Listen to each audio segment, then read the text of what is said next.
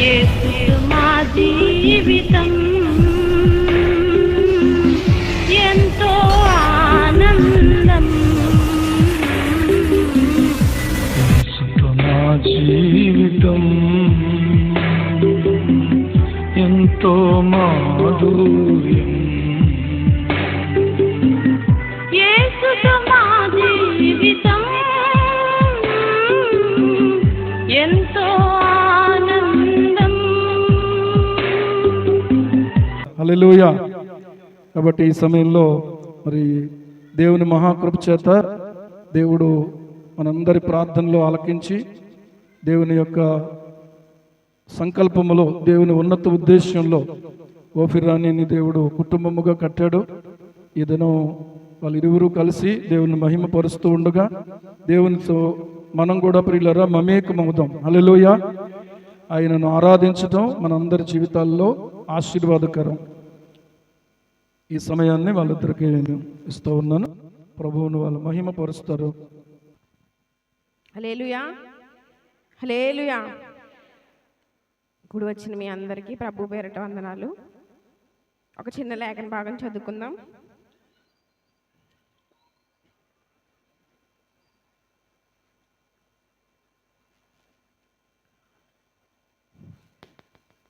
నూట 3వ కీర్తన మనందరికీ సుపరిచితమైన కీర్తనే. 1, 2, 3 వచనాలు. నా ప్రాణమా యెహోవాను సన్నుతించుము, నా అంతరంగమున సమస్తమా ఆయన పరిశుద్ధ నామమును సన్నుతించుము. నా ప్రాణమా యెహోవాను సన్నుతించుము, ఆయన చేసిన ఉపకారముల్లో దేనిని మరువకము. ఆయన నీ దోషములన్నిటినీ క్షమించువాడు, నీ సంకటములన్నిటినీ కుదుర్చువాడు. సమాధిలో నుండి నీ ప్రాణమును విమోచించున్నాడు, కరుణా కటాక్షములను నీకు కిరీటముగా ఉంచుచున్నాడు. 13వ వచనం చదువుకుందాం. 13, 14 వచనాలు. తండ్రి తన కుమారుని ఎడల జాలిపడినట్లు యెహోవా తన యందు భయభక్తులు గలవారి ఎడల జాలిపడును. మనము నిర్మింపబడిన రీతి ఆయనకు తెలిసే ఉన్నది, మనము మంటి వారమని ఆయన జ్ఞాపకం చేసుకుంటున్నాడు. చివరి వచనం అందరం కలిసి చదువుకుందాం.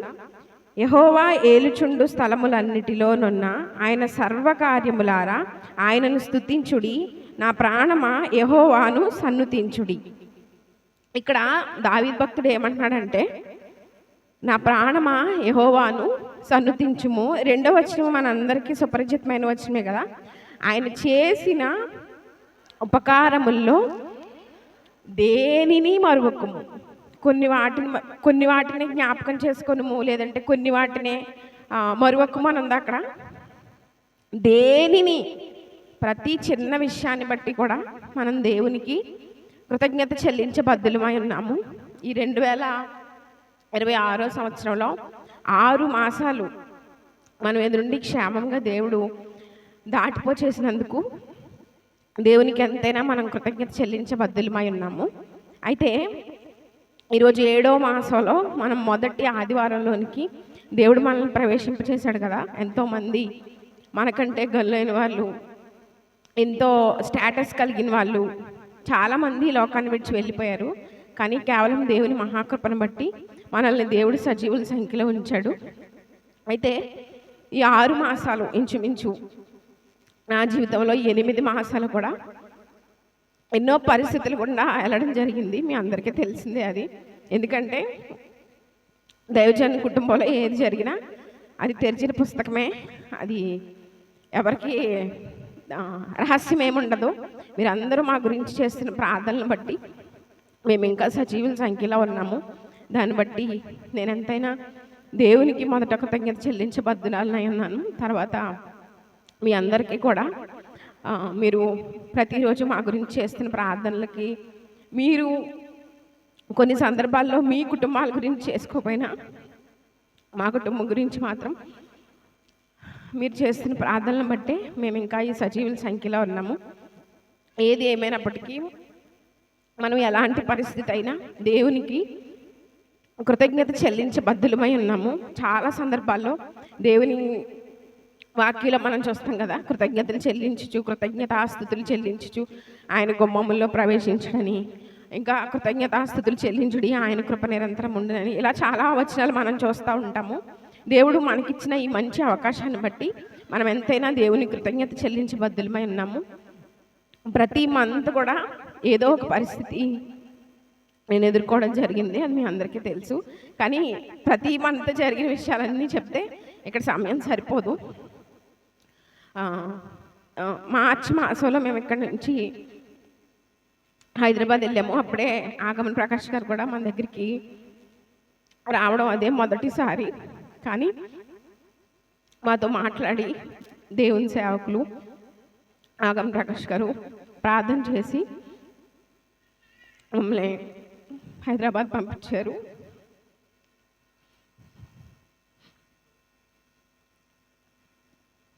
ప్రతి పరిస్థితిలోని దేవుడే తోడుగా ఉండి నడిపించాడు. కాబట్టి అందరం ఒక్కసారి లేచి నిలబడదాం. లేచి నిలబడి మా జీవితాల్లో దేవుడు చేసిన మేలుని బట్టి, మీ జీవితాల్లో ఈ 6 మాసాల్లో దేవుడు చేసిన మేలుని బట్టి, కంటి పాపల మనల్ని కాచి కాపాడిన దేవునికి మనం కృతజ్ఞతాస్తుతులు చెల్లిద్దాం.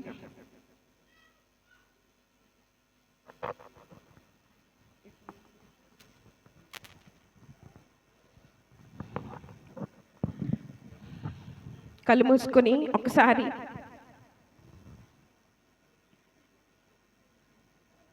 ఈ 6 మాసాల్లో దేవుడు మన జీవితంలో చేసిన మేలులను జ్ఞాపకం చేసుకుంటూ ఆయన ఆరాధన చేద్దాం. కంటి పాపల మనల్ని కాచి కాపాడిన దేవునికి, చంటి పాపల మనల్ని మోసిన దేవునికి మనం కృతజ్ఞత చెల్లించబద్దులమై ఉన్నాము. ప్రతి చిన్న పరిస్థితిని బట్టి దేవుడే విడిచిపెట్టేస్తే ఏమైపోదుమో. కంటి పాపలా కాచినావయా, చంటి పాపను మోసినట్టు మోసినావయా, చేతి నీడలో దాచినావయా, తోడుగా ముందరే నడిచినావయా, పోషించినావయా, భయము వలదని ధైర్యమునిచ్చినావయా, బలపరచినావయా, కాపాడినావయా, ఓట మంచులో విజయమునిచ్చినావయా. మా తలంపులు కావు నీ తలంపులే, మా జీవితాలలో జరిగించినావయా, ఆదరులే కాదు నీ ప్రణాళిక మానవ సమయానికి నెరవేర్చినావయా. కంటి పాపలా కాచినావయా, చంటి పాపలు మోసినట్టు మోసినావయా, చేతి నీడలో దాచినావయా, తోడుగా మా ముందరే నడిచినావయా. ఎన్నో ఏళ్ళుగా ఎదురు చూసావుగా, ఆశలే అడి ఆశలవ్వగా తోలిపోయాముగా, దారే కానక ఆగిపోయాముగా, అంధకారమే అలుముకోగా అలసిపోయాముగా. అనుదినమున ఈ మాటలే ఆదరించి నడిపించగా, అనగారిన మా ఆశలన్నీ జిగిరింపజేసగా, ప్రతి క్షణమున నీ సన్నిధే ధైర్యపరచి బలపరచగా, చెదికిన మా జీవితాలను వెలిగింపజేసగా. కన్నీరు తుడచినావు, నాట్యముగా మార్చిన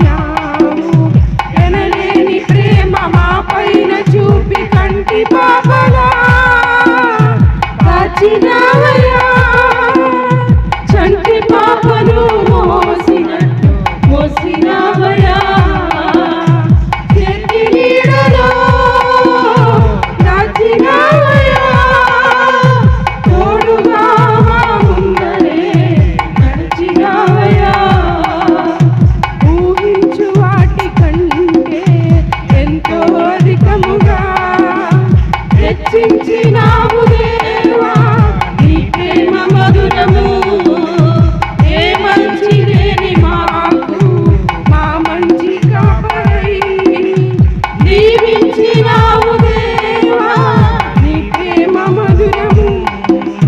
దీనులం బలహీనులం నిలువలేక పడిపోయినా లేవనెత్తి బండపై నిలబెట్టినావుగా, చీటికి మాటి మాటికి మా నమ్మకమే కోల్పోయినా అడుగడుగున నమ్మకత్వమును కనబరచినావుగా, పోగొట్టుకున్నదంతా రెట్టింపు చేసినావు, నీ గొప్ప ప్రేమ మా పైన చూపి కంటి పాపలా కాచినావయ్యా, చంటి పాపను మోసినట్టు మోసినావయ్యా, చేతి నీడలో దాచినావయ్యా, తోడుగా మా ముందరే నడిచినావయ్యా, పోషించినావయ్యా, బలపరిచినావయ్యా, భయము వలదని ధైర్యమునిచ్చినావయ్యా, నడిపించినావయ్యా, కాపాడినావయ్యా, ఓట మంచులో విజయమునిచ్చినావయ్యా, మా తలంపులే కాదు నీ తలంపులే మా జీవితాలలో జరిగించినావయ్యా, మా ఊహలే కాదు నీ ప్రణాళికే మానక సమయానికి నెరవేర్చినావయ్యా, దీనులం బలహీనులం నిలువలేక పడిపోయినా లేవనెత్తి బండపై నిలబెట్టినావుగా, చీటికి మాటి మాటికి మా నమ్మకమే కోల్పోయినా అడుగడుగున నీ నమ్మకత్వము కనపరిచినావుగా, పోగొట్టుకున్నదంతా రెట్టింపు చేసినావు, నీ గొప్ప ప్రేమ మా పైన చూపి కంటి పాపలా కాచినావయ్యా, చంటి పాపను మోసినట్టు మోసినావయ్యా, చేతి నీడలో దాచినావయ్యా, తోడుగా మా ముందరే నడిచినావయ్యా. దేవానికి స్తోత్రం ప్రభువా, మా ప్రతి పరిస్థితిలో చీటికి మాటికి మా నమ్మకాన్ని మేము కోల్పోయిన సందర్భాల్లో నీ వాక్యం ద్వారా నీ సేవకుల ద్వారా అనుదినము అనుక్షణము మమ్మల్ని మీరు నడిపిస్తున్న విధానంకై నీకు వందనాలు చెల్లించుకుంటున్నాను. ఇంతవరకు మా జీవితాల్లో మీరు చేసిన ప్రతి మేలుకై నీకు వందనాలు. అన్నిటికంటే ముఖ్యంగా నీ విలువైన రక్షణ భాగ్యాన్ని నా కుటుంబం అంతటికి మీరు ఇచ్చినందుకు నీకు వందనాలు ప్రభువా. పరిశుద్ధులతో కలిసి మరలా నిన్ను ఆరాధించుకోవడానికి నువ్వు మాకు ఇచ్చిన ఈ గొప్ప భాగ్యాన్ని బట్టి నీకు వందనాలు చెల్లించుకుంటున్నాం. అయోగ్యులమైన మమ్మల్ని మీరు ప్రేమించి మా జీవితాన్ని మా ఆయుష్కాలాన్ని మీరు పొడిగిస్తూ వచ్చిన విధానంగా నీకు వందనాలు చెల్లించుకుంటున్నాం ప్రభువా. మేము అయోగ్యులమైనప్పటికీ అనర్హులమైనప్పటికీ బలహీనులమైనప్పటికీ ప్రభువా నీ వాక్యం ద్వారా మమ్మల్ని బలపరుస్తూ నీ కృప ద్వారా తండ్రి మమ్మల్ని జ్ఞాపకం చేసుకున్న విధానంకై నీకు వందనాలు చెల్లించుకుంటూ ఏమిచ్చిన రుణాన్ని మేము తీర్చుకోగలం ప్రభువా. ఏమి ఇవ్వలేని వారమై ఈ కొద్ది స్తుతి ప్రార్థనని పాదాల చెంత సమర్పిస్తున్నాం తండ్రి. ఆమేన్. ఆమేన్. దేవుడు వారిరువురిని దేవుడు ఇవ్వబోయేటువంటి బిడ్డను కూడా ఆశీర్వదించబోతున్నారు. హల్లెలూయా. ఆయన కంటి పాపల ఏం చేశాడు? కాచాడు. నిజమే, మనము ఒకవేళ బిడ్డలను కనొచ్చేమో కానీ ఆయనే గనక కాయకపోతే ఈ రోజు వరకు ఇక్కడి వరకు మరి జీవన్ రెడ్డి వాళ్ళ తల్లిదండ్రులు రాలేరు, మేము కూడా రాలేము కదా. మనందరం కూడా ఈ రోజున ఆయన యొక్క కాపుదలలో భద్రపరచబడ్డాం. ఆయన పోషణలో మనము పోషించబడుతున్నాం. ఆయన యొక్క కృపచేత మనం ముందుకు సాగుతూ ఉన్నాం. హల్లెలూయా, హల్లెలూయా. కృతజ్ఞత కన్నీరు ఇది. కృతజ్ఞతతో ఆయన చేసిన మేలులను జ్ఞాపకం చేసుకుంటూ మరి కృతజ్ఞతతో ప్రభువును ఆరాధించినటువంటి బిడ్డలను బట్టి దేవుని స్తుతిస్తూ ఉన్నాను. అలాగే జీవన్ రెడ్డి గారి యొక్క తల్లిదండ్రులు మరి వారి కుటుంబ సభ్యులు, వారి ద్వారా వచ్చినటువంటి అమరవల్లి నుంచి వచ్చినటువంటి బిడ్డలందరికీ కూడా ప్రభువు పేర వందనాలు తెలియజేస్తూ ఉన్నాను. హల్లెలూయా.